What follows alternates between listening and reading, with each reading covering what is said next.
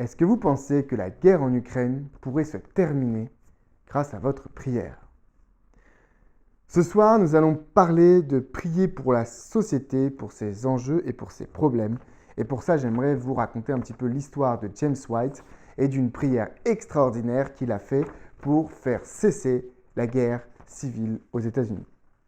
James White, c'est un de mes pionniers préférés. D'abord parce que c'est vraiment un grand pilier. James White a été, je le répète depuis plusieurs jours, avec Joseph Bates et sa femme Ellen White, vraiment celui qui a fondé l'Église. Il n'y aurait pas eu de James White, il n'y aurait pas eu d'Église. Non seulement elle n'aurait pas commencé, mais elle n'aurait pas tenu. C'est-à-dire que tout le temps de la vie de James White, il a vraiment porté à bout de bras cette Église. James White, c'est vraiment quelqu'un qui était d'une persévérance, un espèce de bulldozer qu'on ne pouvait pas arrêter. Quand il est né, il a eu dans sa jeunesse, il a eu un problème d'œil et du coup, lui, il voulait être instituteur et il n'a pas pu le faire tout de suite. Puis plus tard, ça s'est amélioré, sa vue s'est améliorée et du coup, il a pu le faire. Et ce qui s'est passé, c'est que là où il fallait plusieurs années pour devenir instituteur, lui, il l'a fait en quelques mois parce qu'il travaillait, il étudiait 14 à 16 heures par jour, il faisait tous ses travaux et il a réussi à passer l'examen en un temps très court pour devenir instituteur.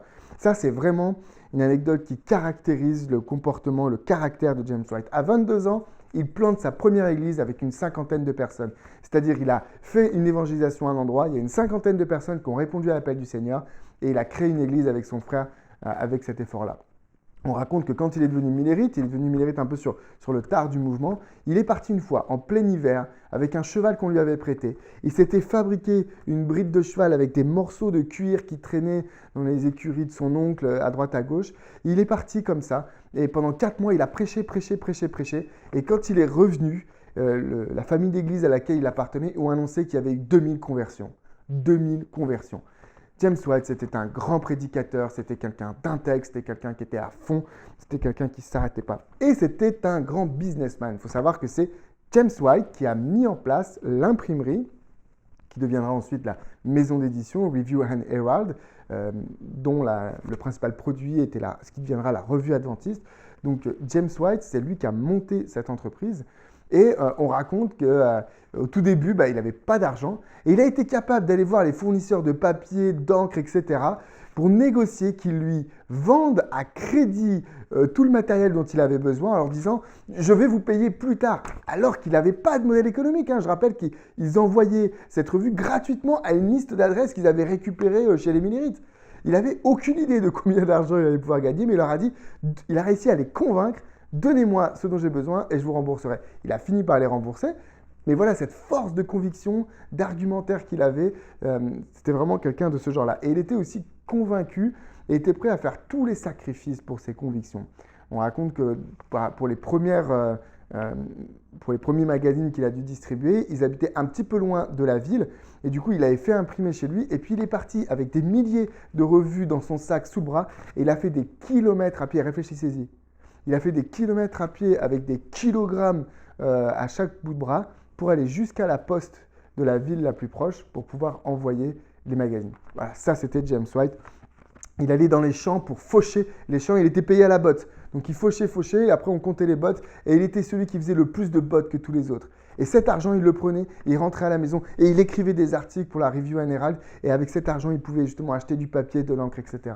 C'était quelqu'un qui s'est donné plein de sacrifices. C'est un leader qui ne s'est arrêté qu'une fois qu'il était mort. Et j'aimerais vous raconter une anecdote pour vous montrer à quel point James White était quelqu'un de convaincu et d'un chrétien très, très, très fervent. Ça se passe en plein pendant la guerre civile. Donc aux États-Unis, au milieu du 19e, il y a eu une guerre civile entre les États dits du Nord et du Sud, notamment sur la question de l'esclavage. Donc James White était un abolitionniste assez convaincu.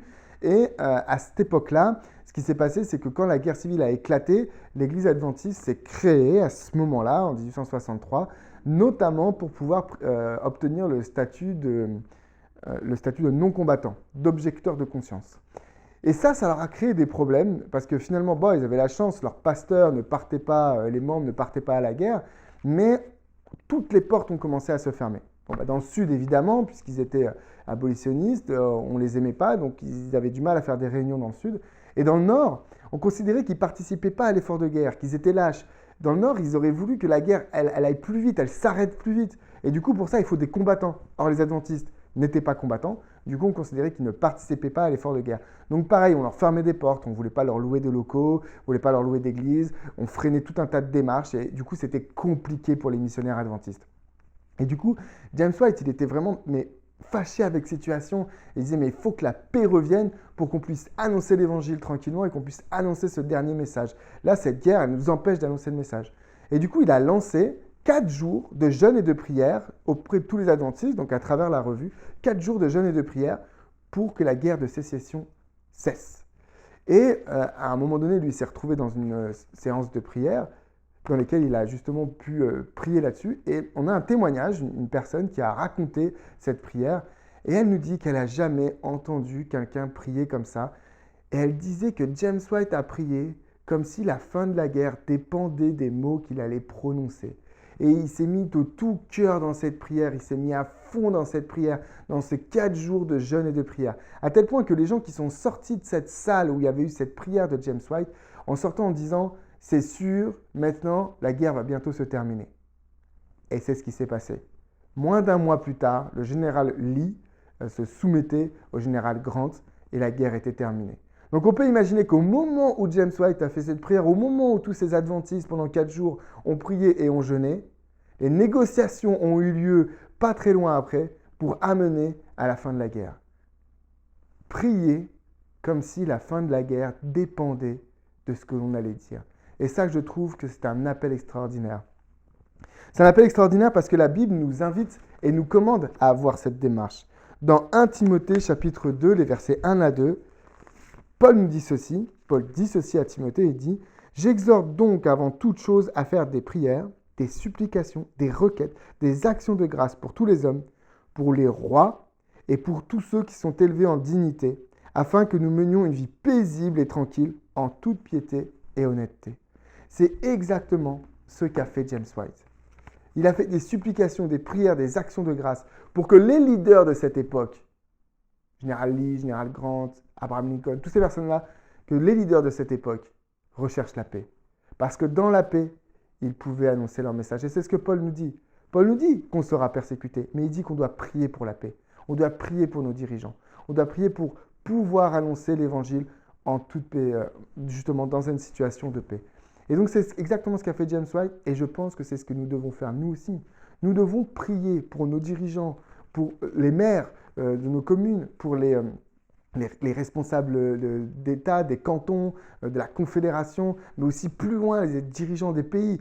Aujourd'hui, on a un cas très spécifique, l'Ukraine. Est-ce que vraiment on prie pour que la guerre en Ukraine cesse comme si ça dépendait de nos prières? Je pense vraiment qu'on peut rajouter dans notre liste de courses cet élément-là. Je n'ai pas envie de faire plus de commentaires parce que je pense que le texte de 2 Timothée, chapitre 2, versets 1 à 2 suffit à lui-même et j'aimerais vous inviter à relire ce texte, 1 Timothée, chapitre 2, versets 1 à 2, à le relire, à le relire, à le relire, à le méditer, et que vous puissiez réfléchir à 3 sujets. 3 sujets, disons, politiques, 3 sujets de société, peut-être 3 sujets législatifs sur des lois, 3 sujets pour lesquels vous voudriez que Dieu intervienne, et pour lesquels vous allez prier comme si la résolution de ces éléments-là allait dépendre de votre prière. D'être complètement dans ces sujets-là, de vous abandonner dans la prière en étant convaincu que parce que vous priez, alors quelque chose peut bouger. J'aimerais vous rappeler un petit élément, c'est que Daniel, lorsqu'il a prié, il y a un ange qui vient et qui lui parle et qui lui dit que quand tu as commencé à prier, alors j'ai été envoyé pour pouvoir agir sur un roi à ce moment-là. Lorsque Daniel a commencé à prier et à jeûner, un ange a été envoyé pour qu'un roi puisse changer sa décision. Le texte nous dit que ça a pris du temps, que ça a pris 3 semaines pour que les choses se fassent. Donc j'imagine ces 3 semaines pendant lesquelles Daniel a prié. Il n'a pas prié une fois en disant « Seigneur, que la guerre en Ukraine s'arrête ». Tous les jours, il a prié pour que ça s'arrête. Que nous puissions rajouter à notre liste de courses, que nous puissions rajouter à notre liste de prières ces sujets-là. Et je vous mets au défi de trouver 3 sujets pour vous-même pour lesquels vous allez prier intensément. Vous vous souvenez, samedi, on a parlé de la prière pour le Saint-Esprit comme le premier objet de notre prière. On a aussi parlé de la prière de nos secrets, de mettre nos secrets, nos péchés, nos difficultés, nos combats devant Dieu. Et hier, on a parlé avec John Andrews de mieux comprendre la parole et de mieux la présenter. Le 4e objet de votre liste de courses, ce serait de prier pour vos dirigeants, pour les sujets de société, pour les conflits qu'il y a en ce moment, et de prier comme si la résolution de ces choses-là dépendait de vous. Je vous remercie de m'avoir écouté, je vous souhaite une bonne soirée et à plus tard.